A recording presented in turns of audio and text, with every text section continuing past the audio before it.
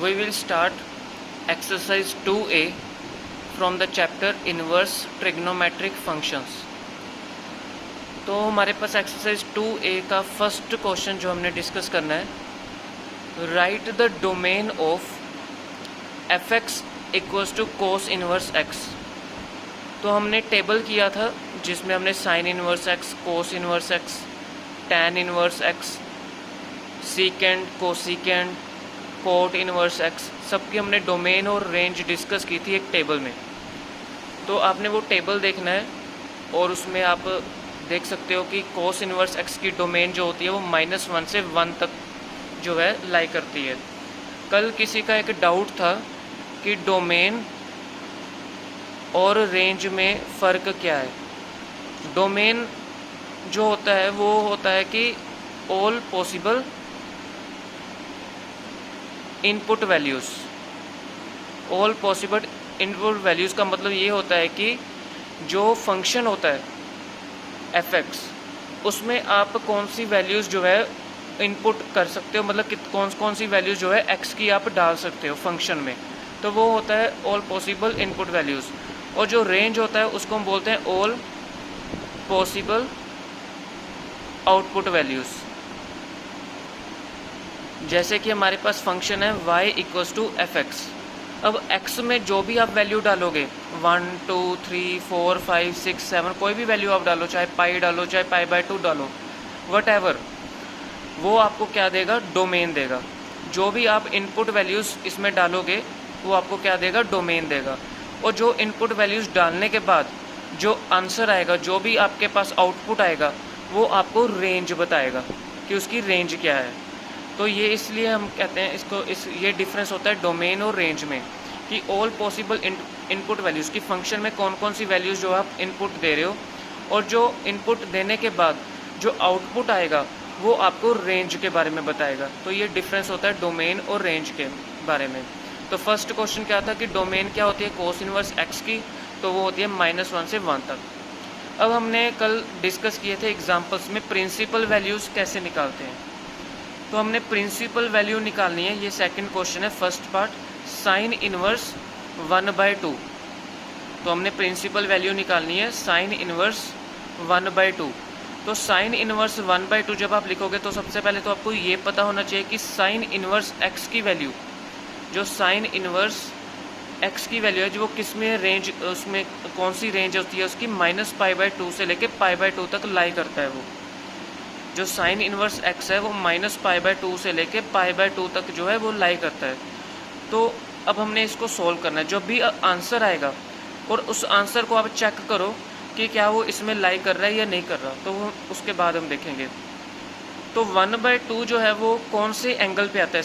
अब देखो यहाँ पे मुझे जो प्रिंसिपल वैल्यू चाहिए, अब मुझे यहाँ पे 1/2 है, तो 1/2 मुझे साइन में पता करना है कि कौन से एंगल पे, साइन के कौन से एंगल पे 1/2 की वैल्यू आती है।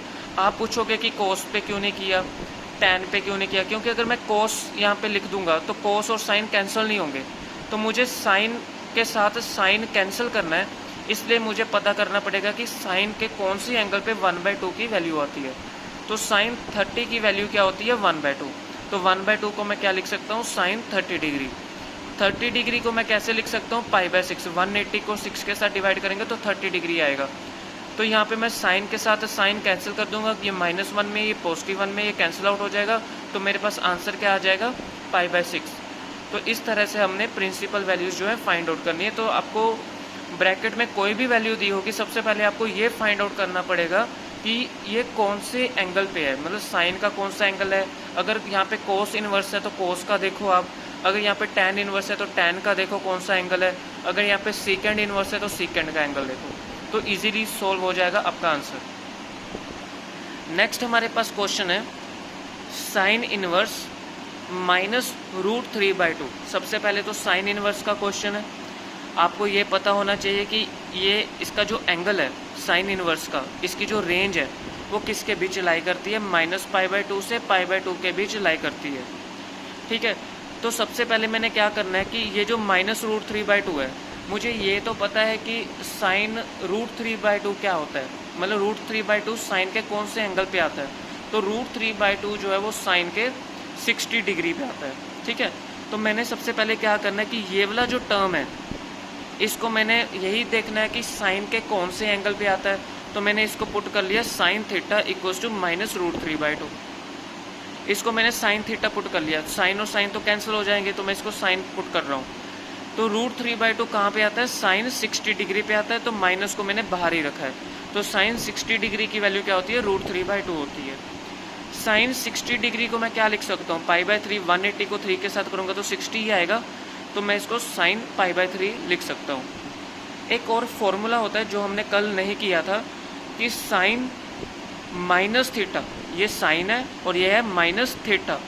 साइन माइनस थीटा का फॉर्मूला क्या होता है, minus sine theta. Sine minus theta का फॉर्मूला क्या होता है, माइनस साइन थीटा। तो माइनस साइन थीटा को मैं इस तरह से डाल सकता हूँ, साइन माइनस थीटा, हाँ मैं डाल सकता हूँ क्योंकि ये फॉर्मूला है मेरे पास। तो साइन जो है वो राइट हैंड साइड जाके क्या हो जाएगा, साइन इनवर्स हो जाएगा। साइन इनवर्स को मैं साइन के साथ कैंसिल कर दूंगा और थीटा की वैल्यू क्या आ जाएगी, -π/3। तो साइन इनवर्स -√3/2 की वैल्यू क्या आई है मेरे पास, -π/3। तो ये हमारे पास क्या हो गया, आंसर हो गया। अब आपने चेक करना है कि ये जो -π/3 की वैल्यू आई है क्या इन दोनों के बीच लाई कर रही है। -π/3 क्या होता है, ये आपके पास आ जाएगा -60 डिग्री। तो -90, -80, -70, -60, उसके बाद ये 90 तक जाएगा। तो हाँ, इसके बीच लाई कर रहा है, तो हमारा आंसर क्या है, सही है।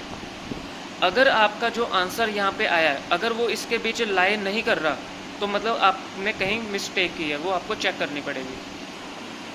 नेक्स्ट क्वेश्चन है हमारे पास, साइन इनवर्स 1/√2।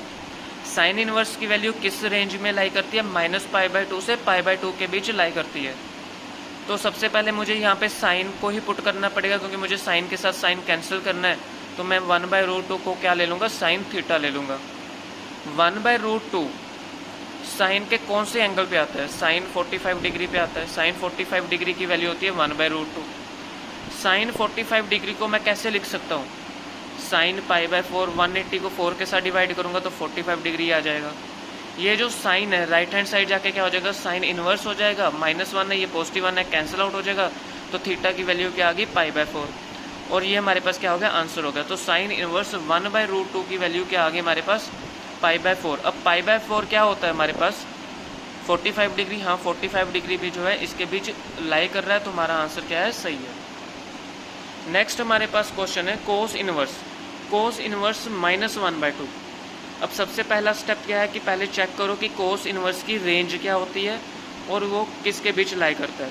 कोस इनवर्स की जो रेंज होती है वो होती है 0 से लेके π तक, मतलब 0 से लेके 180 डिग्री तक होती है। मतलब 0 से लेके 180 डिग्री तक होती है।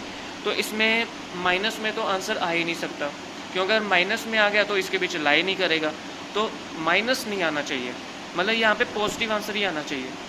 तो लेकिन हमारे पास क्या है, क्या -1/2। तो -1/2 को कोस थीटा पुट करूँगा क्योंकि मुझे कोस के साथ कोस कैंसिल करना है। तो कोस थीटा क्या हो जाएगा, -1/2।